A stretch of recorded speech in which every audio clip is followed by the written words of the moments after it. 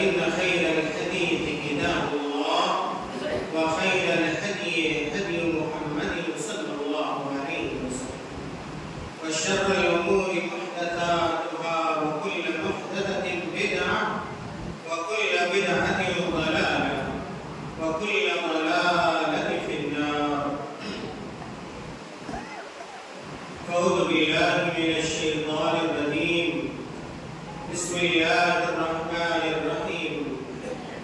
يا أيها الذين آمنوا اتقوا الله حق تقاته ولا تموتن إلا وأنتم مسلمون.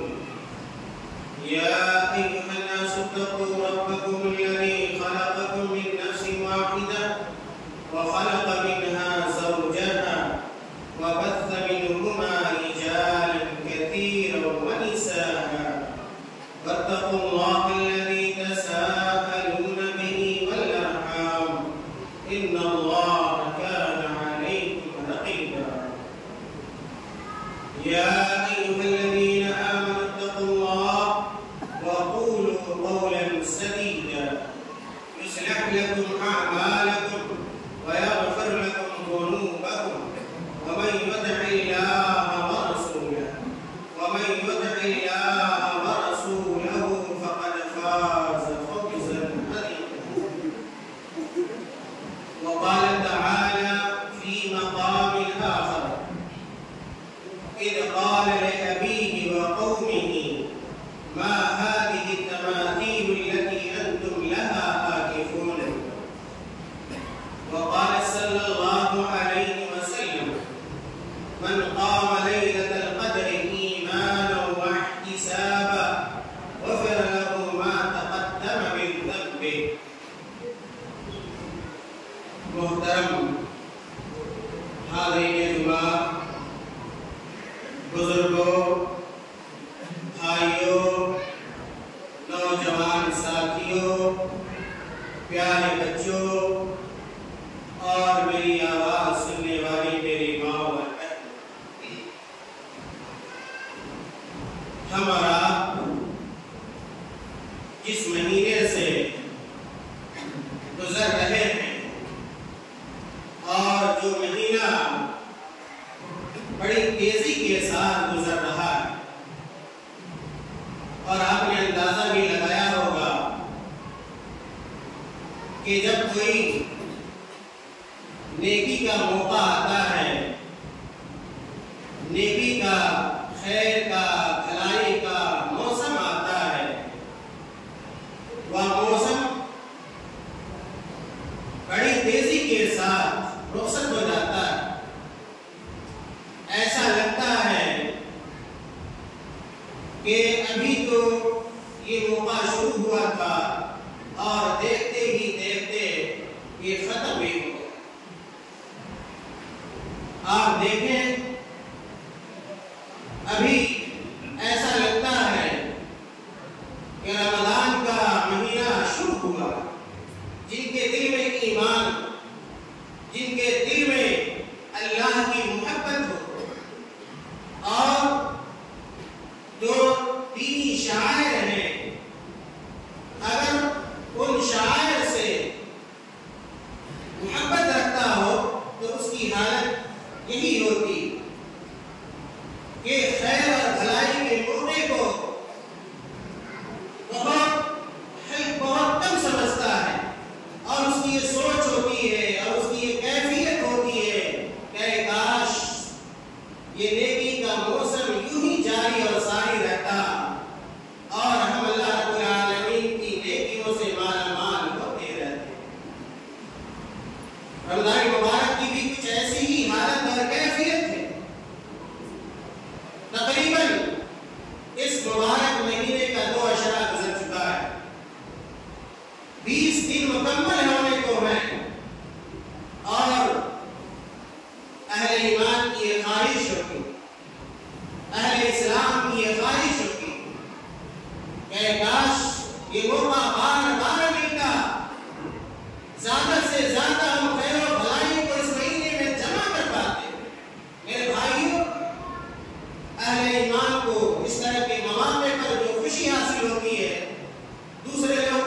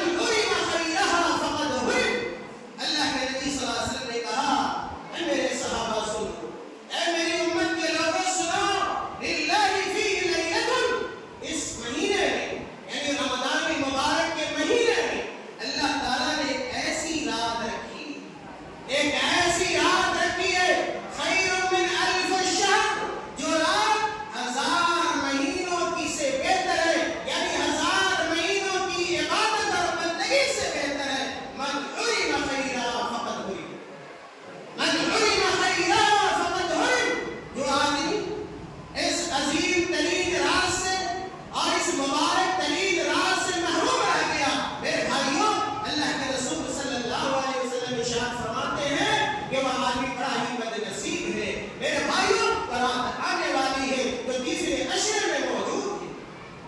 میرے بھائیوں، یہ جذبہ، یہ احساس، رمضان مبارک کی یہ اہمیت اور اس کی فضیلت کو سمجھنا ہر مسلمان کی ذمہ داری ہے۔ جب آپ سمجھ کر عمل کریں گے، میں نے کہا جو چاشنی آپ کو ملے گی وہ چاشنی بلا سمجھیں گے، عبادت کرنے میں آپ کو حدث نہیں مل سکتی۔ آنے والے عشرے میں آخری جو عشرہ ہوتا ہے رمضان مبارک کا، میرے بھائیوں کئی طرح کی اہم اعمال اس آخری عشرے میں انجام دیے جاتے ہیں۔ 3 ایسے اعمال ہیں جو اس آخری عشرے میں خاص طور سے بروئے کار لائے جاتے ہیں، ایک مسلمان ان اعمال کو انجام دیتا ہے۔ سب سے پہلا معاملہ ہے، یہ سب سے پہلی جو عبادت ہے اس آخری عشرے میں انجام دی جانے والی، میرے بھائی وہ اعتکاف۔ اور آپ کو معلوم ہونا چاہیے کہ یہ اعتکاف اللہ کے رسول صلی اللہ علیہ وسلم کی سنت ہے، اور اسلام سے قبل بھی دیگر مذاہب اور ادیان کے اندر اعتکاف کیا جاتا رہا ہے۔ قرآن کریم میں کئی جگہوں پر اعتکاف کا لفظ آیا ہے۔ میں نے سورۃ الانبیاء کی ایک آیت پڑھی تھی شروع میں، آیت نمبر 52۔ اللہ تعالیٰ نے اس آیت کریمہ کے اندر ارشاد فرمایا، اِذْ قَالَ لِأَبِيهِ وَقَوْمِهِ مَا هَٰذِهِ التَّمَاثِيلُ الَّتِي أَنتُمْ لَهَا عَاكِفُونَ۔ آپ کو پتا ہے کہ ابراہیم علیہ السلام کے والد بتگر تھے، بت کو تراشا کرتے تھے، بت کو اپنے ہاتھوں سے بنایا کرتے تھے اور اس بت کی عبادت بھی کیا کرتے تھے۔ اور ابراہیم علیہ السلام کی پوری قوم، ساری قوم بتوں کی عبادت، تماثیل کی، تصاویر کی، مجسموں کی عبادت کیا کرتی تھی۔ اسی کی طرف اللہ تعالیٰ نے اشارہ کیا اور کہا، ابراہیم علیہ السلام نے کہا، اپنے والد سے کہا، اِذْ قَالَ